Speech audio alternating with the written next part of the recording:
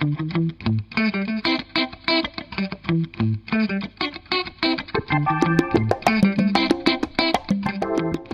to Cyber Sentries from Cyberproof on True Story FM. I'm your host, John Richards. Here, we explore the transformative potential of AI, cloud, and cybersecurity, where rapid innovation meets the need for continuous vigilance. This episode is brought to you by Cyberproof, a leading managed security services provider. Learn more at cyberproof.com. On this episode, I'm joined by GitGuardian security researcher Gaetan Ferry. He walks us through real-world examples of the vulnerabilities and exploits plaguing MCP servers and the latest AI-driven applications. We discuss ways to limit the blast radius and the importance of observability in preventing and responding to the proliferation of credentials across agents. All right, let's dive in. Hello, everyone. Welcome. Today, we are joined by Gaetan Ferry. He's a security researcher at GitGuardian. Hey, thank you so much for coming on the podcast. Hey, thanks for having me.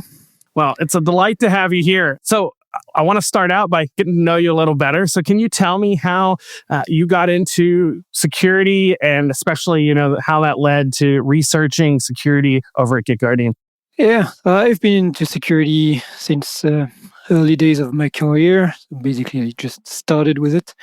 And I've worked as a red teamer for something around 7-8 years in a great French consulting company. And that's really where I learned about offensive security and things like this. And it's 5 years ago, something like this, that I switched to a more research profile. And I've been doing security research since then, currently at GitGuardian, so more working around the secrets, identity authentication topics. Well, awesome. I'm excited to have your knowledge in here, especially I know you've been studying some of the recent attacks and things like that are targeting AI. So can you share what you're seeing out in the field? What are the new ways that we're seeing attacks, especially around, MCP servers and things like that? Yeah, this year, 2025, it's still early 2026, but 2025 has been, in my personal opinion, the year of supply chain attacks, targeted all kind of systems, including AI systems or AI-based applications. And I actually documented what could have been a pretty severe supply chain attack in MCP servers in June or July last year, if I remember correctly, with a vulnerability, a chain of vulnerability in the smithery.ai MCP hosting platform. What did you find from looking into that attack? What was the real source of vulnerability there, and what was the danger how are they using this to exploit? It was quite a funny study and funny vulnerabilities. I had been looking at Smithery for other reasons. So just to put the context here, so smithery.ai was, and I think it still is, an MCP server registry. So basically something like Docker Hub, but for MCP servers. And we were looking at MCP servers, especially MCP servers code, looking for secrets, really when MCP started to get some tractions. And so we studied some things in the MCP server codes, and we used Smithery as an entry point to a lot of servers codes. And while we were doing this study, we can maybe talk about it a little bit later. We saw some little things that sounded fishy and that could have led to vulnerabilities. And so we later came back to it and actually exploited those vulnerabilities. How to explain those vulnerabilities without getting too technical and too complicated? So basically, MCP is a registry for MCPs, but it's a little bit more than this. So if you take Docker Hub, for example, they only host the images. Then you pull the images and run it wherever you want. basically on your machine or server or whatever. For MCPs, Smithery is slightly different. They can host the MCP for you, as long as an MCP is a remote MCP, meaning it gives access to a remote service, and so you can host it pretty much anywhere you want. Then Smithery will allow you to host the server for you. So basically, they would take the code of an MCP server, build it on their infrastructure, and then run the server so that you can interact with it remotely without having to think about where am I going to put this server and how am I going to host it. And that's really where the issue was located, the original one.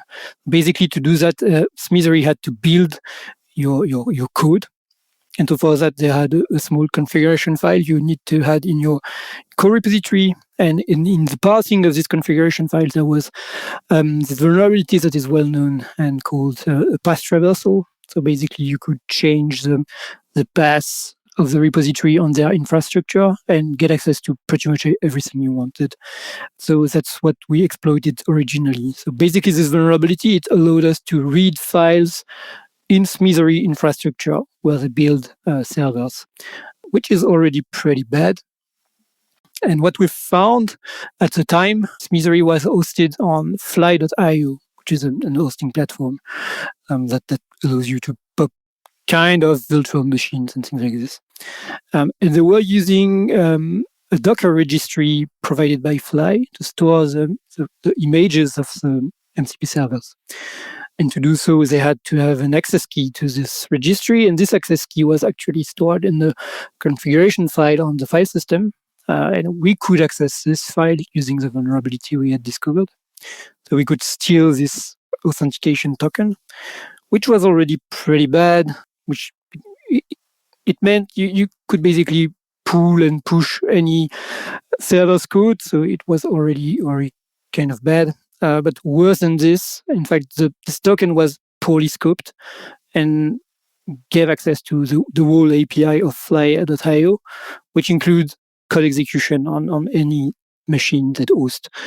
So basically, code execution on all the MCP servers they were hosting. Wow, that escalated quite a bit there, starting with the first vulnerability, and then you used that to chain through. What were your thoughts kind of coming out of this of, oh, is this a one-off? Oh, they made some bad choice that most folks aren't? Or do you think this is kind of more widespread, this kind of vulnerability? As I said, it's a funny one because it's very well-known kind of vulnerability. Like path traversal already existed in the 90s. And it's a very typical, very classical web vulnerability that in theory, everyone is aware of. And that's something we know how to protect against. And in that case, it was really like the bread and butter of path traversal. It was a very simple one. Exploitation was slightly tricky, but the vulnerability itself was very easy to find. So yeah, classical one, but shouldn't have been here. Like any serious developer should be able to see this appear and just don't push that code into production. And my best guess here is that the whole Smithery service was highly vibe coded, and it was vibe coded a year ago, which is somehow the prehistory of AI. If you look at the evolution pace of these technologies, yeah, for sure. And I'm pretty sure that led to this issue going into production. And then the token scope issue is very classical, and that's very systemic. We see this occur everywhere, especially in the course of our activities at GitGuardian. We study a lot of secrets and like basically this least privilege principle isn't always applied or is even rarely applied. So that's a classical one. But the first one was funny because it was so easy in a way and so classical. What I found very interesting is, so I found this vulnerability in Smithery somewhere around June, if I remember correctly. And just 2 or 3 weeks later, there was another service which was about quite as young, which was called Code Rabbit, which was supposed to perform a code audits in the CI using AI. And it got breached exactly in the same way. So, yeah, probably something to look at here. And I'm pretty sure both of the services were vibe coded, poorly vibe coded. Yeah, so obviously there's the first round of, hey, how do we make sure we're making this secure? But then once you got in, you got access to some of these credentials that then just escalated the problem to a whole nother level. What are your recommendations for the folks out there trying to build these things to avoid this? I know that there's been challenges with everybody wants to get out there so fast. And so we're just throwing our keys in here to make it work. And then, either obviously those can get committed and then they're stored. But even if you're pulling them out, like, do you remember to? And maybe they're sitting out there exposed.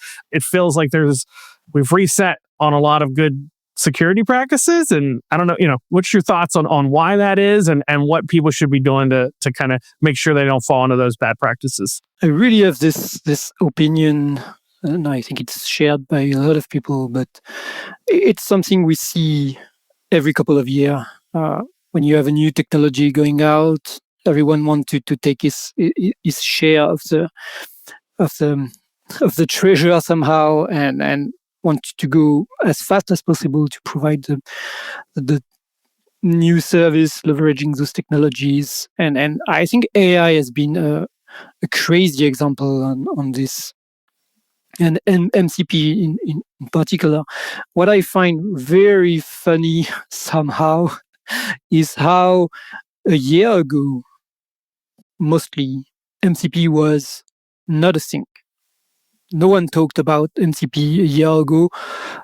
Somehow, maybe 1 or 2 months in already, but wasn't really something. And then it grew up so fast. And there was, Smithery was one example, but a lot of services popped. The number of MCP servers available on the internet just exploded. When I exploited this vulnerability, there was a little bit more than 4,000 different MCP servers hosted on Smithery, which sounds like a lot. Like every single one of the servers had to be linked to some service, and 4,000 was already pretty big. So it just exploded. And now, like 2 months ago, there's this new skills by Anthropic that popped, and MCP is nearly already like deprecated. Okay, it's not really the case, but it's just happening again, and MCP is less used, and skills pop, and we're probably going to see more or less the same thing. And I've had a look at Smithery just before we record this, and they turned into a skill registry too. So that was quite funny. Yeah, things are evolving so quick.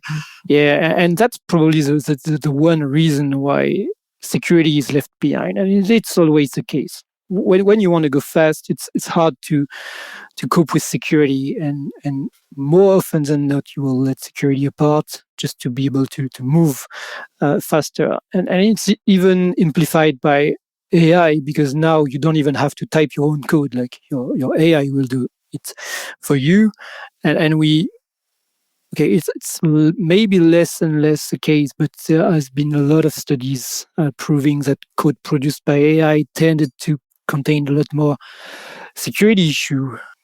I'm not an expert on the topic, but I feel like it's still the case. So, yep, doesn't help. Yeah, no, and I have more questions on that topic, but as you were saying this, it did make me feel like I should clarify. So you mentioned you're a researcher at GitGuardian. You mentioned exploiting this. So can you talk a little bit about what that looks like? Because I know you're not out there hacking this to steal money from these companies or with bad intentions. So just share what that looks like when you're coming in as a good guy, but trying to find these issues, and like what that reporting structure looks like for when you do find exploits. In the case of Smithery, it was a little bit special, but what we did was, okay, when we found this vulnerability, we wrote kind of a proof of concept. So we've shown what was possible to do by exploiting this issue, and then we reported immediately to Smithery, which has been, by the way, great in handling the report, and they fixed the vulnerability very fast, and we retested and found more things, and that's kind of the usual process. Like, you find the vulnerability, it gets fixed, then you retest, and if there's still something, you report again, and they fixed again, and that's definitely what happened. And after two rounds, I think, everything was better on Smithery's side. So yeah, there was no red teaming of any kind there. It was really responsible disclosure, as we call it. But the consequences of the vulnerability could really have been terrible. Like, For sure. once we had code execution on the MCP servers, you could basically execute whatever you wanted on them. And also, once you can execute what you want on the server, you can also see what the server receives. And what's really interesting with those MCP servers is that they are used to connect to services. Like, let's say GitHub, for example, you can connect with via an MCP server. And so if you can see the request to the server, you can also collect the credentials to the service. And that's really where this issue could have turned into a supply chain nightmare. We could have collected the credential of all Smithery's customers and users across the world and used them to access whatever resource they had access to. Wow. Yeah, no, that's. I'm glad we've got some good guys out there like yourself that are helping make sure we're staying secure here. Now, for resolving this, is the answer, hey, just use better authentication protocols, OAuth, or something like that, or is the challenge deeper than that? It's a very complicated issue, and definitely there is OAuth in the MCP protocol specification, which is it's great. Like, it's what we have been trying to push as an authentication authorization framework for all services across the internet for years, slowly catching up.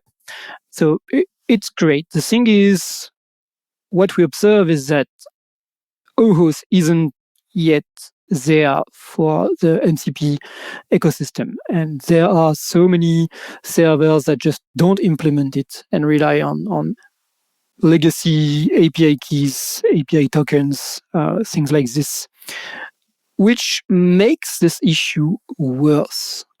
Because in most cases, when you use an API key or another kind of static credential to authenticate to a service, this key has a high chances of being badly scoped, as we've seen with Smithery's own keys.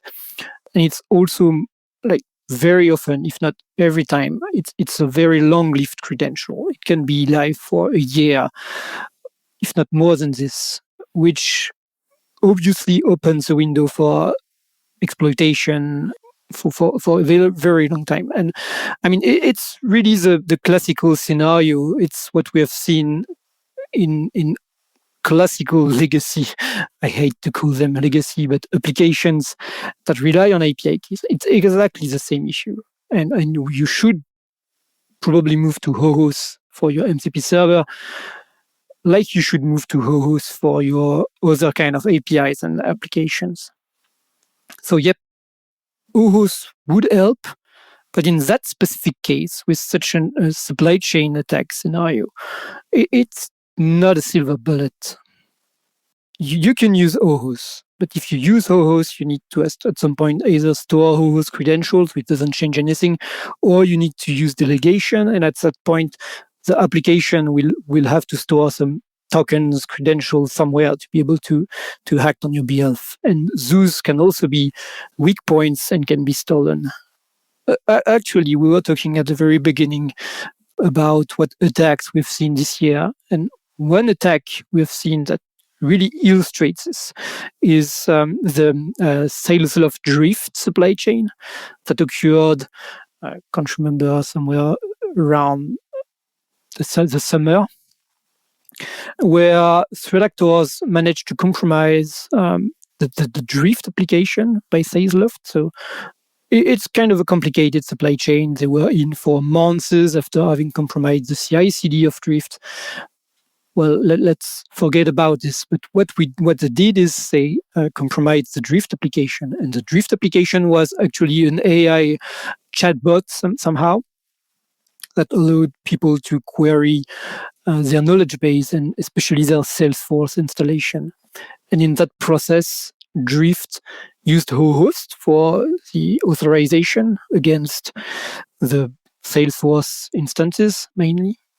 And when attackers managed to get into Drift, they just collected all the credentials, the host application token that was stored by Drift, and then they used this to access the Salesforce and Google Workspace environments, and they just started to dump everything. So it's more or less the same with MCPs. If you use hosts, that's definitely better. You can more easily refine the scope of your credential. You can make them shorter-lived, but at some point, those credentials live somewhere. And if an MCP server get compromised, if it stores a host credential, it's going to be a nightmare too. No, that makes sense. You may be able to limit that blast radius a little more, and you should be doing that kind of. We're shortening our keys. We're limiting the scope that they have as much as possible. But it sounds like you can't solve everything with just, I'm going to drop this in, follow this X security practice. You really need to be paying attention to each layer of your security kind of defense as you go through here. Yeah, that's definitely true. And I would even say, and maybe that's slightly unpopular opinion, but I don't think we solve anything with OHOS in MCP. I mean, we solved the issue MCP had. But the thing is, we have been using OHOS for years. I think the first version of the OHOS specification dates back from 2014, if I'm correct. And we have been using OHOS for all kinds of services for years. So we already know that OHOS is better. MCP didn't include OHOS in their original specification, which was not a smart move, I think, but things have to evolve somehow. But the real issue we have is those systems, agents, and things like this, they have to come with a lot of identities. And OHOS in MCP doesn't really solve any issue. It just amplifies an existing issue, which is the explosion in the number of identities. And yes, using OHOS in MCP is better than using a plain old API key. But that doesn't solve the underlying issue, which is you are basically putting credentials everywhere for every kind of application and services. Yeah. No.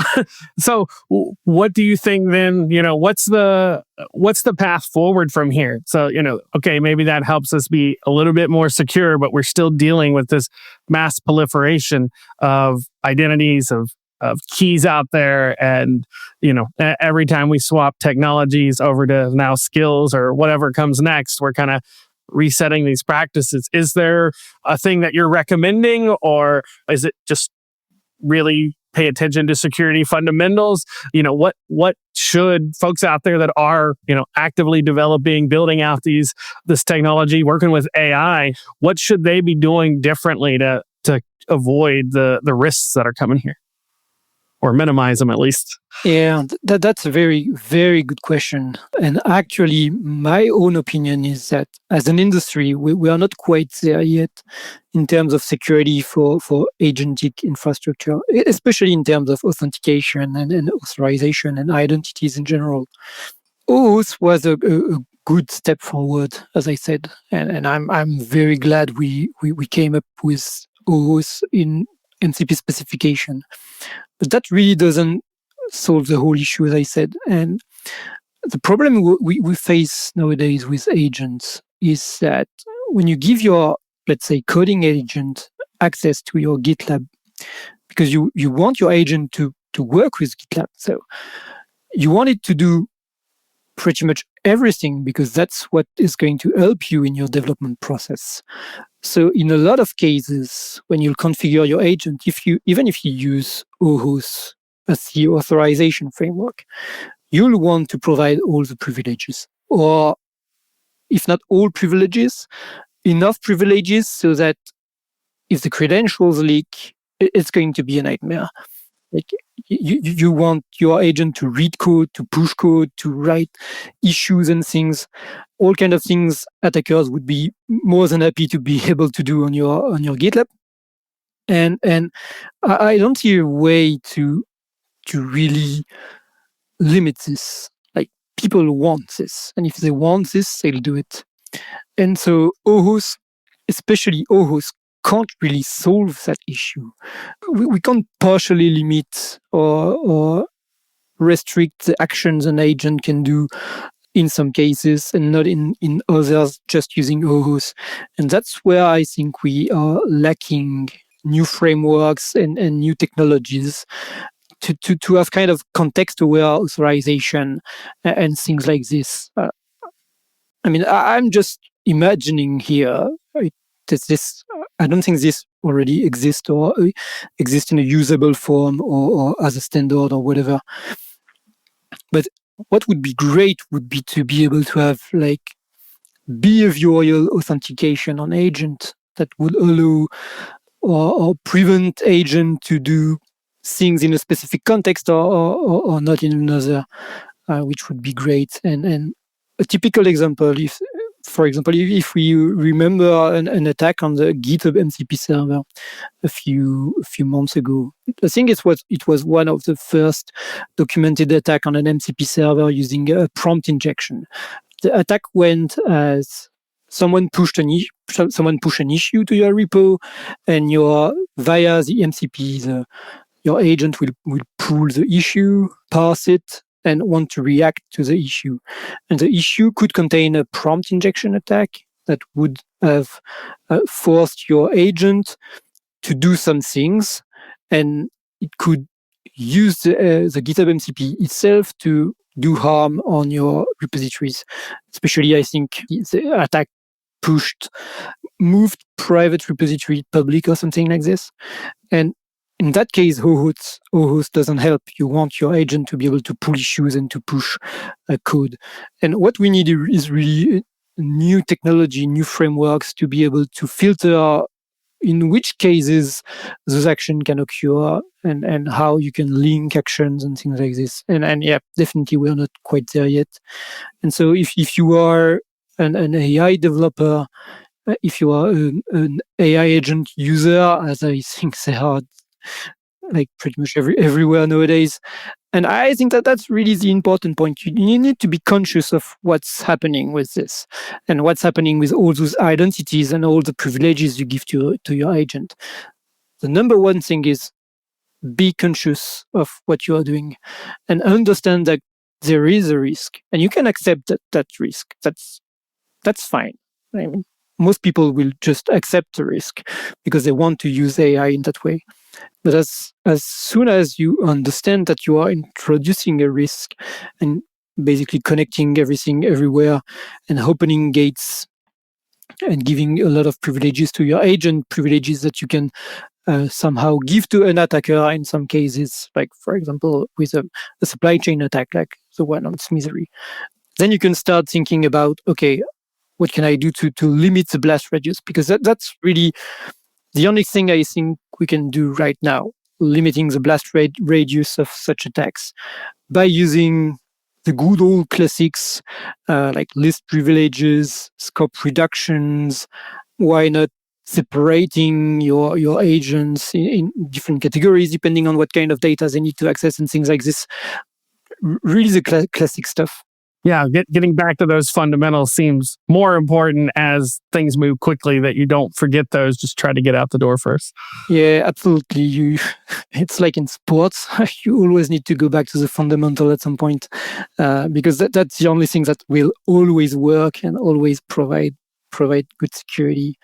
And once you have the fundamental setup, you can think about going the step forward. And I think at the moment, an important measure you can set up is observability on your identities, which is not an easy issue, an easy problem, but at least we already have solutions and products off the shelves, things like this, that try to solve this issue. And with good observability, you can first know where things are going wild, where privileges are just exploding, where the number of identities is growing far too much.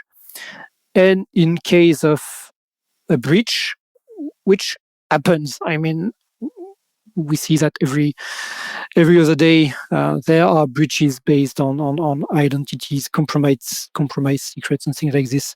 When this happens and you have observability, you can more easily evaluate the risk and fix it everywhere, which is what people would have loved to have after the Shayulud attacks and similar. Yeah, no doubt. So how has this impacted, not necessarily like one of these attacks, but the evolving scope here and landscape? How has that impacted you all at GitGuardian? What's the focus? Have you adjusted to try and help deal with some of these things? Or, are there tools there that are useful?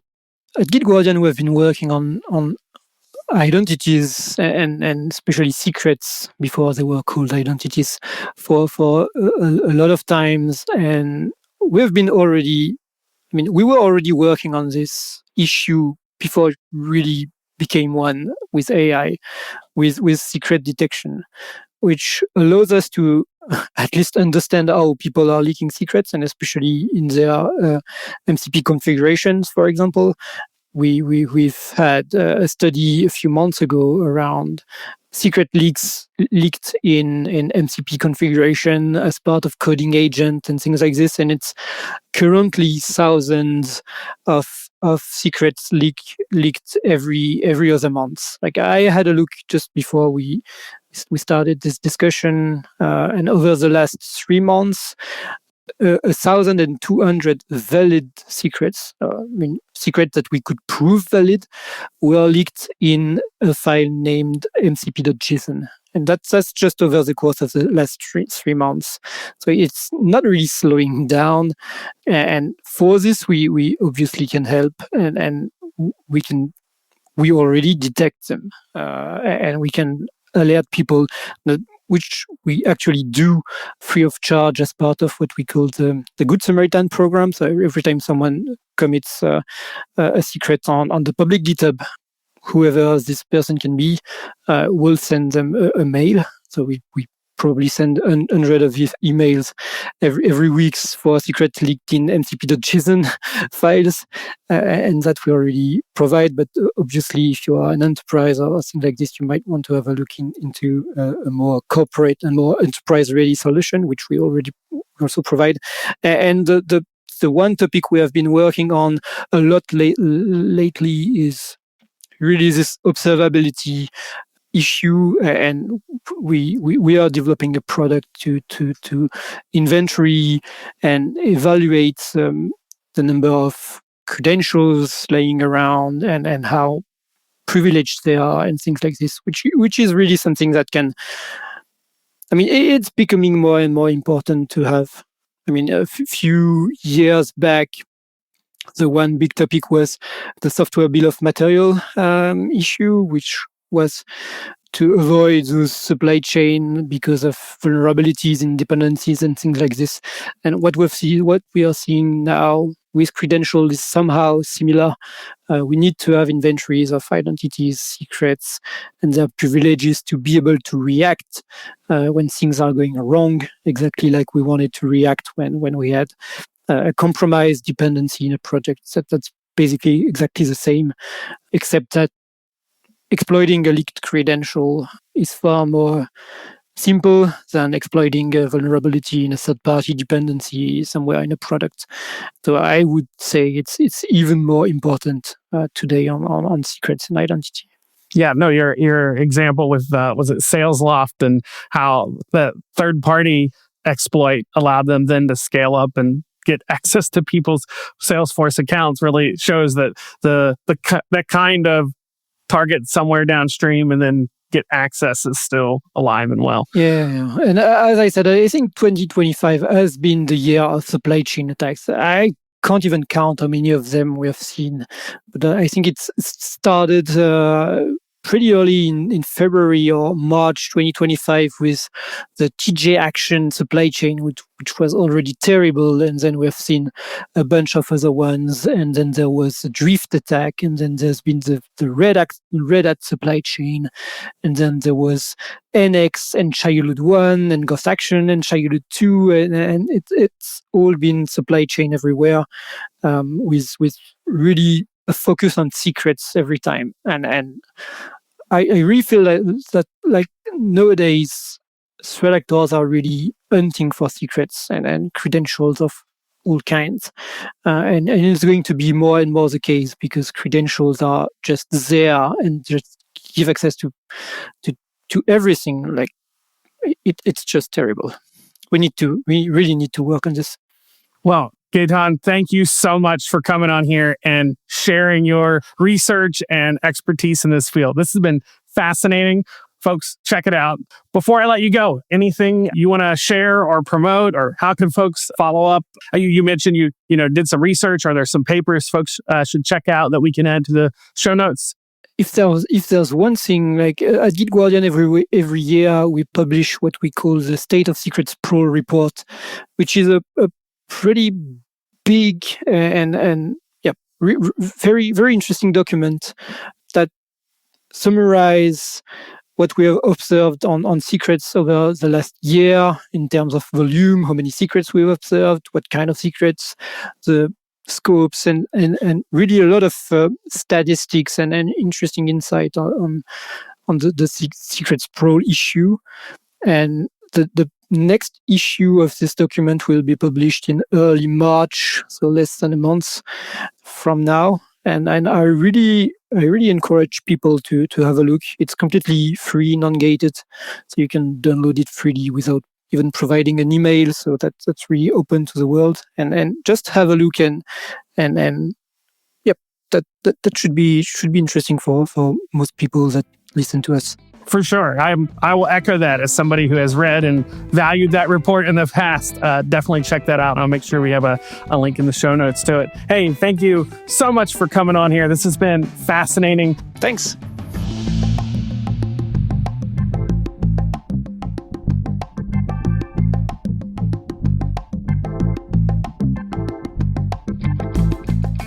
This podcast is made possible by Cyberproof, a leading co-managed security services provider, helping organizations manage cyber risk through advanced threat intelligence, exposure management, and cloud security.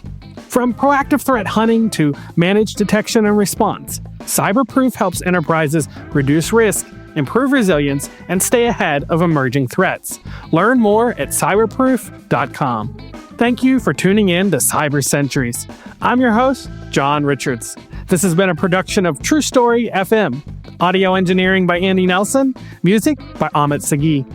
You can find all the links in the show notes.